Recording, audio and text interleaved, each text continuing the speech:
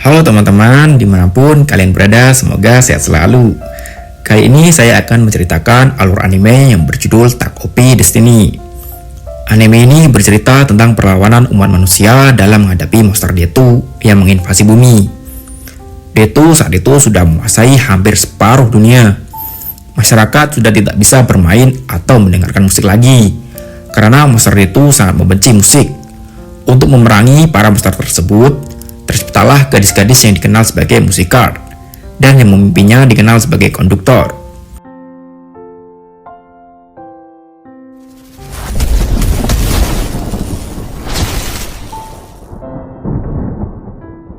Oke, sebelum masuk pembahasan, buat yang baru pertama menonton channel Moel Anime, channel ini membahas tentang alur anime, manga, maupun light novel.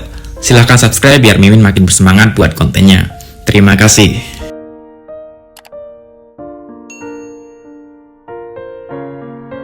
Ya, langsung ke alur cerita. Pada episode pertama dimulai seorang ibu membacakan sebuah cerita kepada kedua anaknya tentang masa lalu, di mana sebuah batu bintang yang indah jatuh ke bumi, yang memiliki kekuatan misterius. Semua orang berlomba untuk menelitinya. Selang beberapa hari, sebuah batu besar hitam jatuh ke bumi juga. Batu tersebut berisi monster-monster yang memporak-porandakan peradaban di bumi. Di saat semua orang menyerah dan tidak ada harapan, muncullah para musikard. Mereka bertarung dengan musik. Setelah sang ibu selesai bercerita, sang anak bingung dan bertanya apa itu musik. Mereka seakan tidak pernah mendengar musik sama sekali. Selanjutnya si bocil izin kepada ibunya untuk pergi ke kota. Di sana dia menemukan sebuah piano tua.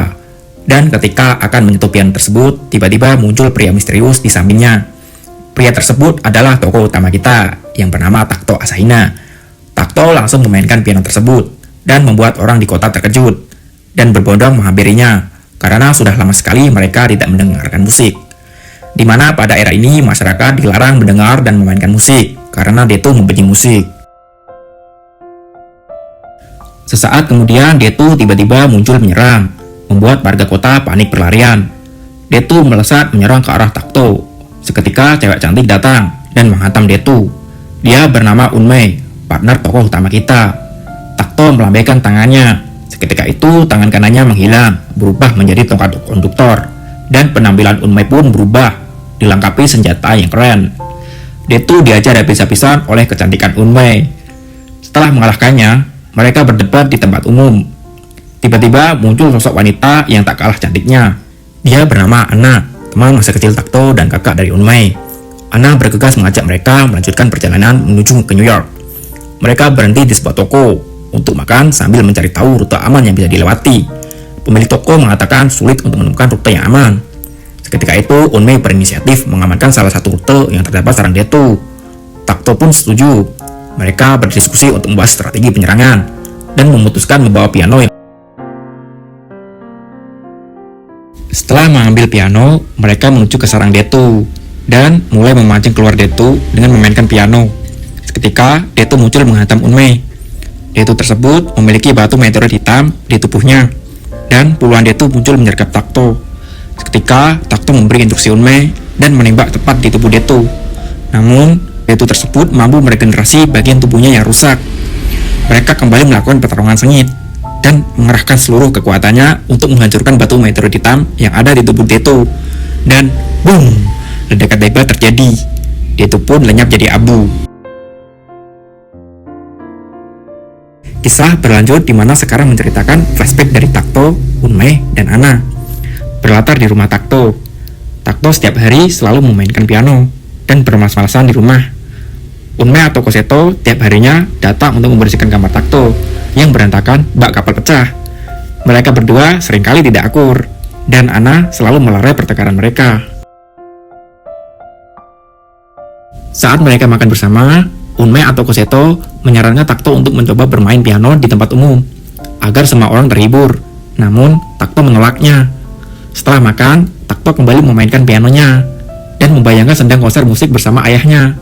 Tiba-tiba Koseto datang membawa selebaran brosur. Brosur tersebut adalah acara festival simfoni musik yang akan digelar di kota. Koseto berusaha membujuk Takto untuk ikut berpartisipasi. Namun Takto merasa di zaman ini musik telah dibuang. dan kurang yakin musiknya dapat menyentuh hati orang-orang. Keesokan harinya, Takto kaget mendengar suara piano. Dia bergegas ke kamarnya, mendapati Koseto sedang memainkan pianonya. Selama ini, Takto tidak pernah tahu Koseto bisa bermain piano. Mereka berbincang, dan Koseto menyampaikan keinginannya untuk ikut berpartisipasi festival musik. Tiba saat hari festival berlangsung, Takto terheran karena pianonya tidak ada di rumah. Pelakunya tentu saja mereka berdua. Koseto dan Ana sengaja mendaftar ikut festival agar Takto bisa tampil bermain di tempat umum. Acara sendiri dimulai pukul 6 sore dan tak diduga dihadiri oleh Sagan. Dia seorang CEO di New York Symphonietta, menjabat sebagai Grand Maestro. Tiba saatnya konser dimulai, namun Takto belum kunjung datang. Koseto bermain seorang diri, sembari berharap Takto datang. Tak lama, Takto berdiri samping Koseto. Akhirnya mereka berdua bermain bersama. Semua orang terpukau melihat penampilan mereka berdua. Setelah pertunjukan selesai, semua orang riuh bertepuk tangan. Dan boom!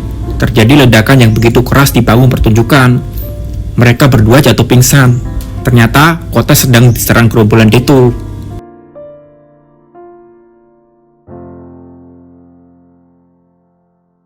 Takto pun siuman, mendapati tangan kanannya luka parah, sedangkan Koseto terbaring di atas tubuhnya.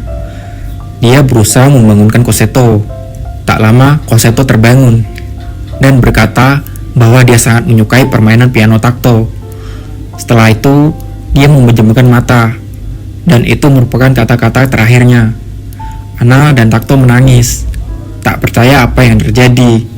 Musik yang seharusnya membawa ketenangan dan kebahagiaan malah sebaliknya membawa duka. Takto menangis, berteriak keras memanggil nama Koseto, dan keajaiban terjadi.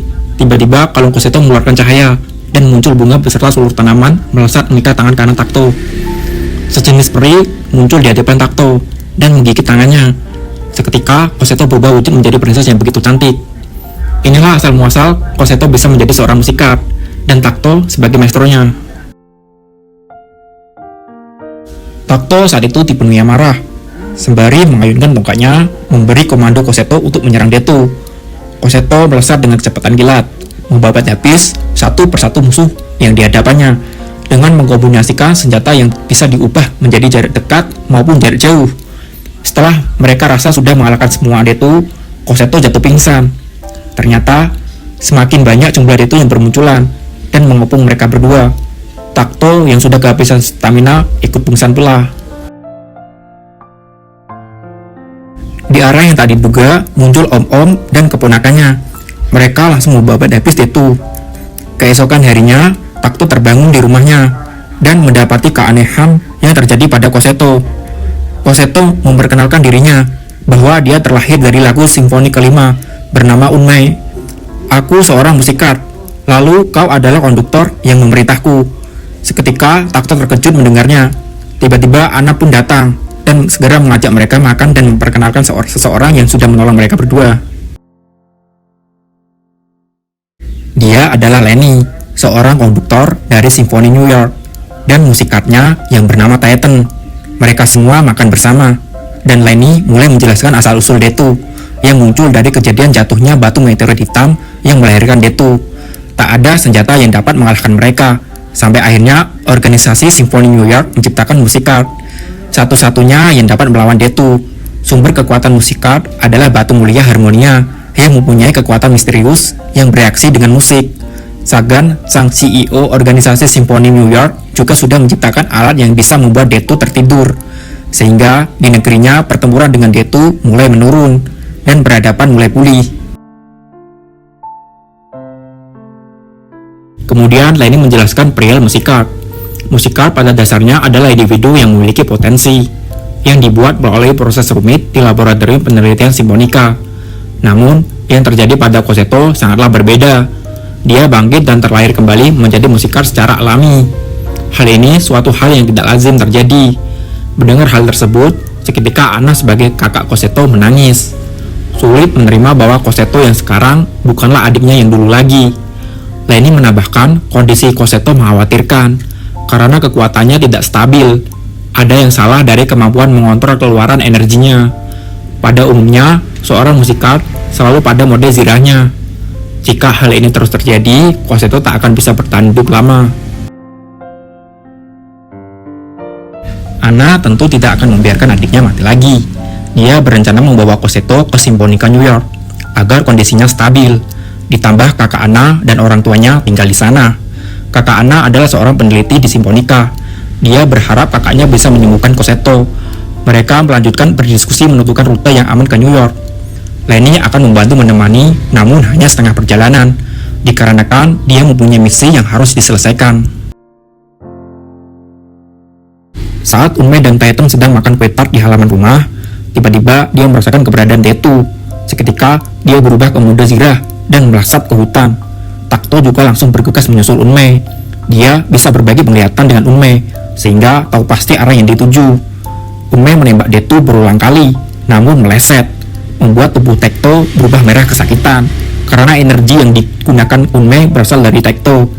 Untungnya, Lenny segera datang menolong, membabat habis Detu. Setelah selesai menghabisi Detu, mereka bergegas menuju ke Las Vegas, mengawali perjalanan jauh menuju New York.